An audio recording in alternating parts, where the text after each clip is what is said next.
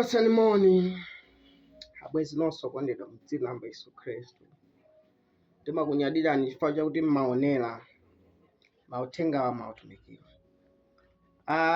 Na anthu ambirimbiri osiyanasiyana amene amaonera zikhalidwe zosiyanasiyana, matchalichi osiyanasiyana, koma chachikulu target imapita kwambiri kwa anthu amene sanamudziwe Yesu. Uthenga uwu soyika boundary kapena kuti uyika mpanda. Uthenga uno wa munthu wina aliyense chifukwa Ambuye Yesu Khristu anamfera anthu mwa boundary kuti anthu aoka, anafera dziko lonse lapansi. Ndiye pamene pakukambidwa za Yesu mwayi umaperekedwa kwa munthu wina aliyense. Ndiye mwina zina zimayankhulidwa za anthu amene sanaloweko khomo la tchalichi, ena mwina analowa khomo la tchalichi, koma zonse amachita ndi Mzimu Woyera mwini wake mwakudziwa kwake kuti kodi akachionera chinthu chindani, chifukwa iye anadziwa kale amene adzaonera video iyi maziko a dziko asanakhale. Monga amene anamudziwira Yeremiya asanapangidwe m'mimba ya amayi ake, anamudziwa kuti iwe uli mneneri wanga. Anamudziwa kalekale, ndiye amadziwa zonse nthawi zonse zakutsogolo. Ndiye zikamayankhulidwa sizingoyankhula popanda cholinga, koma zili ndi cholinga kwa moyo wa munthu wina ake pokaonera zachimene, pokamva zachimenechi akadzidziwa mmenemo kuti uyu ndine. Akadzadzidziwa akapereka moyo wake kwa Ambuye Yesu Khristu kuti Ambuye mnamva mukuyankhula, ndineyo amene ndithandizeni pange bwanji. Chifukwa atumikiwa, chifukwa tili pano kuti tikuthandizireni opulumutsa na Ambuye Yesu Khristu. Ife niwongo kulozerani kwa Khristuyo. Kuteroko amene mulipo apa musakhalire dala mu uchimo mmene Mulungu akuponyerani chingwe chimenecho chakuti chikuolotseni ku mdima uwu wanjelekeza umene wafungatira dziko lonse lapansi. Musaumirize, musakane mmene yakugogoda m'mitima mwa, chifukwa mukakana choncho simudzapambana, mukhala pansi pa mdima wanjelekeza pakana mukamadzamwalira mupita ku chiwonongeko kumeneko. Ndiye tiyeni tigwiritseni ntchito mpata wathu bwino mmene Mulungu atipatsa mpata kuti atiyankhule. Tipemphere.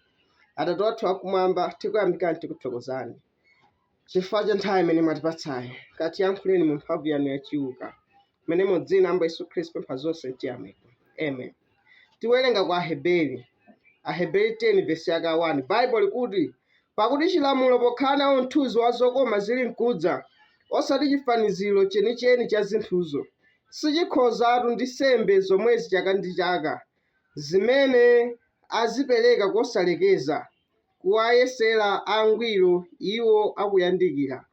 Ndiye tifuna tipitirize nkhani yathu ya chilamulo kapena chisomo.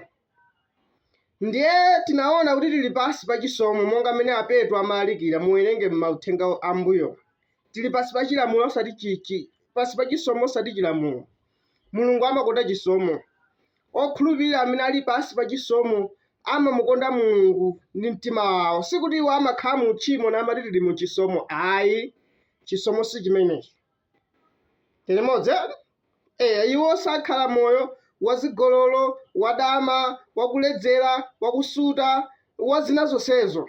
Ndipo mkati mwawo muli chikondi cha Mulungu kuti Mulungu siningamulapire, siningamuchitire zimenezo. Mulungu adanichitira chinthu chachikulu pa mtanda paja. Anthu achisomo amakhala mwachocho, sikuti na anthu olekelera. Pamene chilamulo chimangowauza anthu kuti musachite, anthu amangochita zinthuzo chifukwa chakuti pali chilamulo, koma mkatimo mulibe khumbo loti achite chifuniro cha Mulungu. Amaopa mapunishment, zilango. Tilimodzi chifukwa amangopereka nsembe tsiku ndi tsiku, koma zilakolako zochita zoyipa zikadalibe mkatimo, mangopereka nsembe zaka ndi zaka. Sizikadatha kuwapanga iwo angwiro ayi, koma ndi mwachisomo mmene ubatizo wa Mzimu Woyera unabwera. Ku chipangano chakale ubatizo wa Mzimu Woyera unali usanaperekedwe, chifukwa kunali mwazi wa mbuzi, mwazi wa nkhosa, mwazi wa ng'ombe. Ndipo izo sizikadapanga angwiro. Paulo akutero kwa pokhala mmene nsembe ya angwiro idaperekedwa pa mtanda paja imene Ambuye Yesu Khristu. Haleluya! Imeneyi adatipatsa chisomo, idatitsegula njira kuti khozopita tsopano mukupezeka kwa Mulungu. Chifukwa nsembe ya angwiro yotsa tchimo yaperekedwa. Haleluya. Ndiye timafuna tione za Mzimu Woyera umenewo. Kuti sunapekedwa kuchipangano chakale. Paulo akuti chipangano chakale unali chabe mthunzi. Ndiye ngakhale kuti Mzimu Woyera umenewo unali usanaperekedwa ku chipangano chakale, komabe ku chipangano chake kuli ni mithunzi ya Mzimu Woyera imeneyo kutiuza ife zikuza kuti kuli chani, kuli Mzimu Woyera. Ngakhale chipangano chakale kuja kudali ngwazi za chikhulupiriro ngati achina Daniel, Shadrach, Meshach, Abednego, Moses, Yesaya, Elijah, David, koma Mzimu Woyera unali usanaperekedwe. Chimene chinaliko chabe ukoko ni mithunzi, ni ulosi wakuti kudzabwera chochitika cha ubatizo wa Mzimu Woyera kutsogolo. Haleluya. Tate tione ulosi umene ku Yoeli 2 verse yaka 38. Yoeli 2 verse yaka 38 akulosera kumene kuti nidzatsanira Mzimu wanga pa anthu onse, ndipo ana amuna ndi akazi adzanenera, adzaona masomphenya. Haleluya. Yesayanso analoseranso za mpumulo umenewo umene ni Mzimu Woyera, imene ili sabata yeniyeni. Ena amati anthu apachisomo sasunga sabata. Sabata ni Mzimu Woyerawo, mpumulo wa moyo, kupuma kutchimo. Haleluya. Chifukwa Yesu Khristu aline sindabwereno kudzaswa lamulo ayi. Lamulo la sabata linangokulizidwira mu Mzimu Woyera kuti tichoke mu chifanifanicho, mu mthunziwo umene unali kusunga tsiku la sabata, koma tilowe mu sabata yeniyeni. Tili modzi. Ndiye Yoeli analosera za Mzimu Woyera, ndipo ulosi umene unakwanitsidwa pa chipinda chapamwamba chija pa tsiku la Pentekoste, machitidwe 2 kumene unabwera Mzimu Woyera monga ngati mkokomo wa mphepo ni kuwadzaza onsewa aja 120 anali mchipinda chapamwamba chija. Petro polalikira za chochitikachi amati izi zimene Yoeli adanena. Haleluya. Ulosi wa Yoeli udali utakwaniritsidwa nthawi yake imene. Haleluya. Ndiye Mzimu Woyera unali usanaperekedwe ku chipangano chake, waperekedwa ku chipangano chatsopano. Haleluya. Ndipo tikaonanso Ambuye Yesu Khristu atabwera, amakondoyi kamba za nkhani imeneyi kuti nikutumizirani Nkhoswe, nikutumizirani Mzimu Woyera, badikirani. Yohane 14 verse yake ya 26 mwachitsanzo imeneyi akuti, koma Nkhosweyo Mzimu Woyera amene Atate adzamtuma m'dzina langa, iyeyo adzaphunzitsa inu zonse nadzakumbutsa inu zinthu zonse zimene ndinanena ndinu.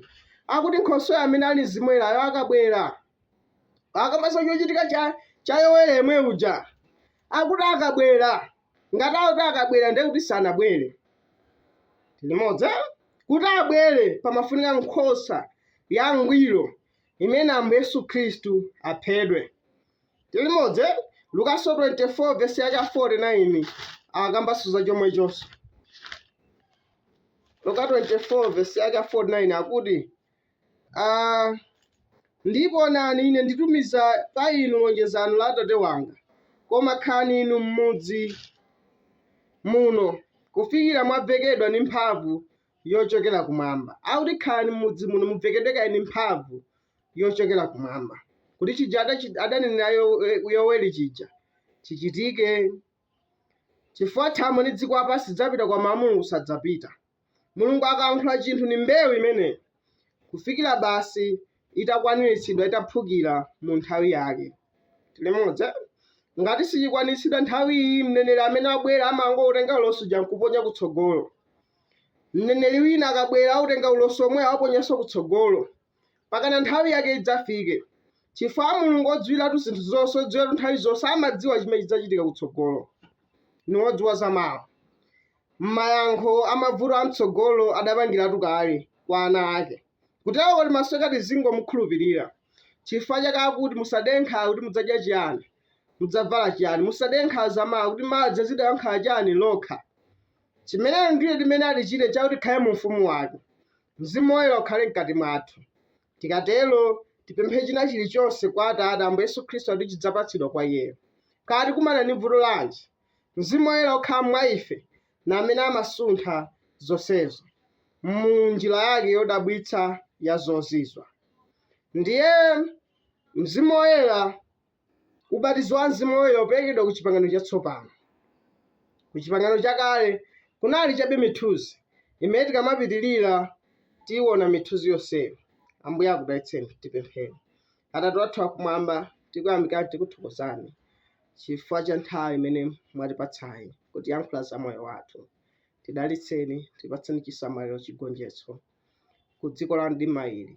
Mene mu dzina la Ambuye Yesu Khristu pefa zonse chiyamiko. Amen.